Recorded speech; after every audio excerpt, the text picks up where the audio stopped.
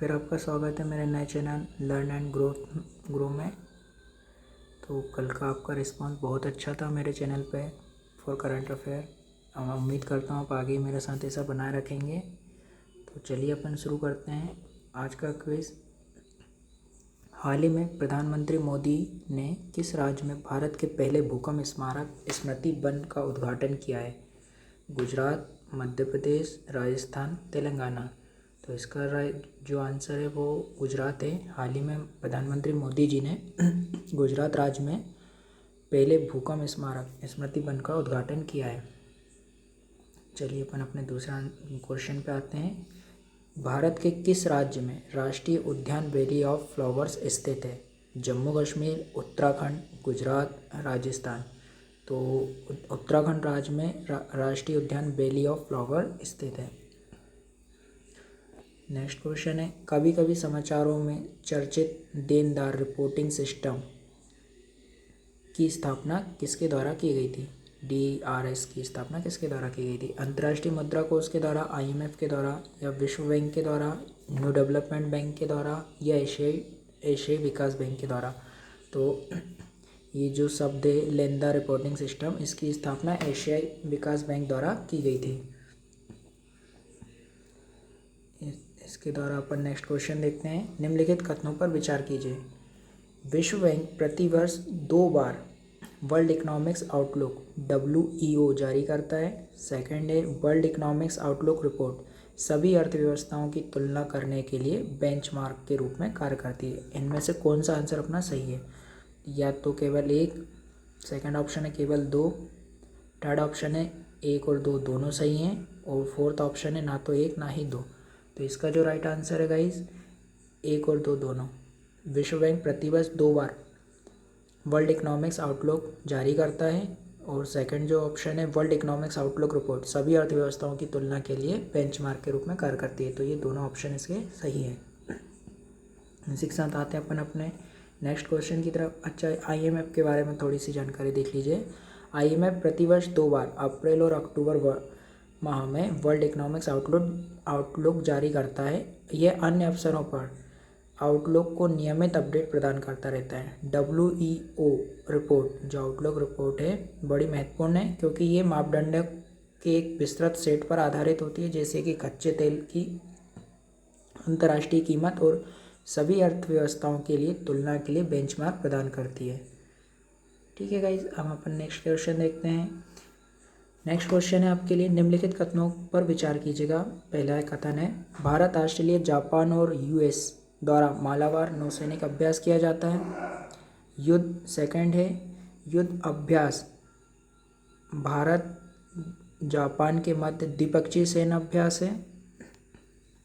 तीसरा, मानसेर जो है आतंकवाद विरोधी 2022 संघाई सहयोग संगठन SCO क्षेत्रीय आतंकवाद विरोधी संरचना के दायरे में एक बहुपक्षीय आतंकवाद विरोधी अभ्यास है। उपरोक्त में से कौन सा कथन अपना सही है? केवल 1 या 1 या 3, 2 या 3, 1, 2, 3, उपरोक्त सभी। तो इसका जो राइट आंसर है 2 और 3, यानी युद्ध अभ्यास भारत जापान के मध्य द्विपक्षीय सैन्य अभ्यास है। और तीसरा जो ऑप्शन है मानसेर आतंकवाद विरोधी 2022 संघाई सहयोग संगठन क्षेत्रीय आतंकवाद विरोधी संरचना के दायरे में एक बहुपक्षीय आतंकवाद विरोधी अभ्यास है। तो ये दोनों ऑप्शन सही है, फर्स्ट ऑप्शन जो था वो गलत था। अब नेक्स्ट क्वेश्चन की ओर आते हैं। इसी के बारे में थोड़ी सी और जानकारी है। जापान नवंबर के दूसरे सप्ताह में भारत, ऑस्ट्रेलिया, जापान और अमेरिका के साथ मिलकर मालाबार नौसैनिक अभ्यास की मेजबानी कर रहा है 2022 के संस्करण की।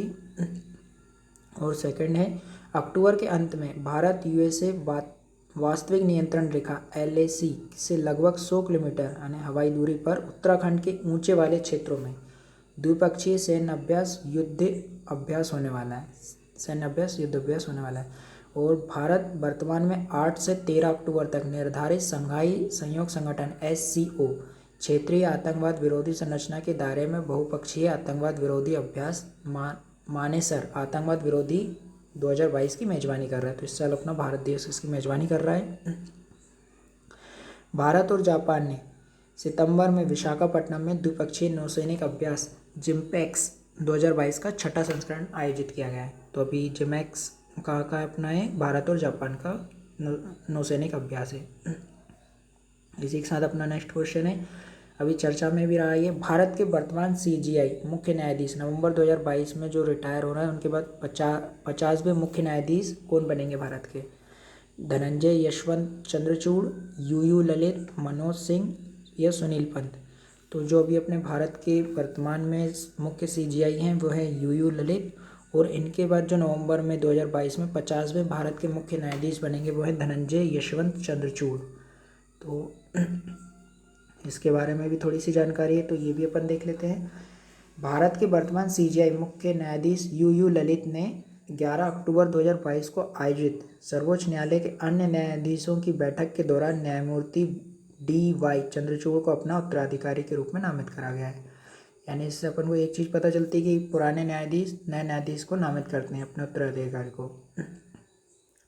नए न्यायाधीश की CJI की सरकार को सिफारिश से भारत के 50वें मुख्य न्यायाधीश की नियुक्ति की प्रक्रिया शुरू हो जाएगी। यदि इस नियुक्ति को केंद्र सरकार द्वारा अनुमोदित किया जाता है तो न्यायमूर्ति DY चंद्रचूड़ भारत के दूसरी पीढ़ी के मुख्य न्यायाधीश होंगे। भारत के पहले दूसरी पीढ़ी के मुख्य न्यायाधीश होंगे। तीसरा है, जस्टिस DY चंद्रचूड़ के पिता जस्टिस YD चंद्रचूड़ भारत के 16वें मुख्य न्यायाधीश थे। तो उनके अब जो बेटे आए वो 50वें होंगे। इसी के साथ अपना नेक्स्ट क्वेश्चन देखते हैं अपन, भारत का पहला 24x7 सौर ऊर्जा से संचालित गांव कौन सा बना है? तो ये अपना बाबई जो मध्य प्रदेश में, मोढेरा गुजरात में है, पुष्कर राजस्थान में है, जलगांव महाराष्ट्र में है। तो ये है मोढेरा। ये भारत का पहला 24 यानी 24 घंटे सौर ऊर्जा से संचालित होने वाला गांव बना है। इसके बारे में भी अपन थोड़ी सी जानकारी ले लेते हैं। गुजरात के मोढेरा गांव को भारत में 24 घंटे चलने वाला पहला सौर ऊर्जा संचालित गांव घोषित किया गया है। गुजरात के मेहसाणा जिले का मोढेरा गांव भारत का पहला 24 घंटे सौर ऊर्जा संचालित गांव बन गया है। इस गांव में ग्राउंड माउंटेन सोलर प्लांट है। यह गांव पुष्पावती नदी के तट पर स्थित है। गाइस मुझे कमेंट करके बताइएगा कि पुष्पावती नदी किस जगह बहती है, यानी इसका उद्गम स्थल कहाँ का है। अपना नेक्स्ट क्वेश्चन देखते हैं अपन, किस स्थान ने property and spread property 2022 report जारी की गई है? तो ये जो रिपोर्ट है वो वर्ल्ड बैंक जारी करता है, IMF जारी करता है, नाबार्ड जारी करता है, एशियाई बैंक जारी करता है। तो ये जो प्रॉपर्टी की रिपोर्ट है ये वर्ल्ड बैंक जारी करता है। वर्ल्ड बैंक की स्थापना गाइस 1945 में की गई थी, तो ये आप याद रखिएगा। अपना नेक्स्ट क्वेश्चन देखते हैं अपन, स्वदेश में विकसित पहले हल्के लड़ाकू हेलीकॉप्टर LCH का नाम क्या है? अभी एक हाल ही में बहुत चर्चा में है कि भारत द्वारा इसको पहले विकसित करा गया है, यह भी शामिल भी किया जा रहा है वायुसेना में। या इसके अपने ऑप्शन है अपाचे, चिनूक, प्रचंड या पिनाका। तो इसका जो करेक्ट आंसर है प्रचंड, भारत द्वारा विकसित पहला स्वदेशी हल्का लड़ाकू हेलीकॉप्टर है।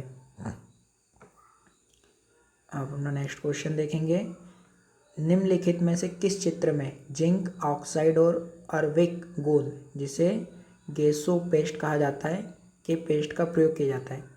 किस चित्रकारी में इसका प्रयोग किया जाता है? तंजौर चित्र में, मधुबनी चित्र में, पटचित्र में या मैसूर चित्र में? तो इसका जो राइट आंसर है वो मैसूर चित्र का है। इसी के बारे में थोड़ी सी और जानकारी देखते हैं अपन। मैसूर चित्र दक्षिण भारत के एक शास्त्रीय चित्र है जो कर्नाटका के मैसूर से उत्पन्न हुए हैं। ये चित्र उनके लालिल्य, मोटे रंग और विस्तार पर ध्यान देने के लिए जाने जाते हैं। तो ये अपना इसका जो राइट आंसर था मैसूर चित्र का था। अब गाइस आपके लिए एक अभ्यास प्रश्न है, घुमरा नृत्य किस राज्य का लोक नृत्य है? ये आप मुझे कमेंट करके बताइएगा। उड़ीसा, मध्य प्रदेश, महाराष्ट्र या कर्नाटका? आई होप गाइस आपको मेरा सेशन पसंद आया होगा। कल फिर आपसे मुलाकात होगी, जब तक के लिए टेक केयर, बाय बाय।